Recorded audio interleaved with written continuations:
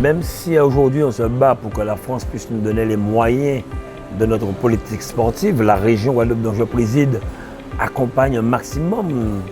Ce sont plus de 22 millions d'euros que nous mettons pour 26 communes en Guadeloupe pour des infrastructures sportives que nous accompagnons pour pouvoir permettre aux communes de donner, de mettre à disposition de leurs jeunes des infrastructures.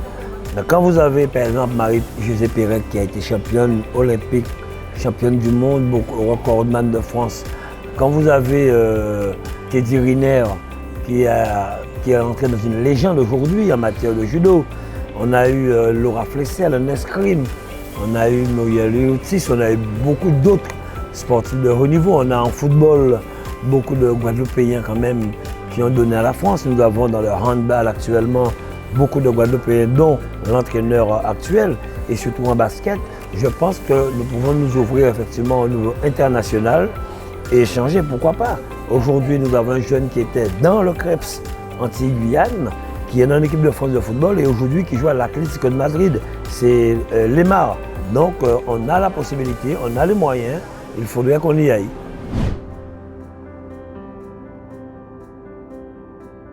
Nous sommes en train de construire une piste d'athlétisme au CREPS qui portera le nom de Marie-Josée Pérec. Nous avons construit la salle d'escrime. La piscine aussi a été rénovée et actuellement nous sommes sur 2 gymnases, un gymnase à Maonalo, un gymnase à Maïgalan dont les travaux ont commencé, car je suis moi-même un sportif né. Jusqu'à maintenant, je pratique de la musculation.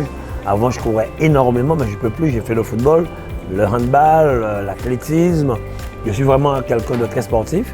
Et je sais que si on n'a pas des infrastructures convenables, les jeunes ne peuvent pas pratiquer. Donc, nous mettons les moyens pour qu'ils puissent vraiment s'adonner à leur discipline favorite et dans tous les secteurs.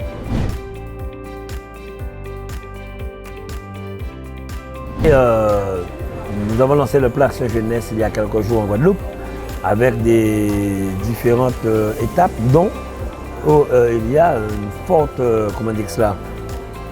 dominante sportive. Ce que je veux, c'est permettre aujourd'hui à beaucoup de nos jeunes de pouvoir s'adonner au métier du sport pour qu'on puisse créer des emplois sur le territoire guadeloupéen.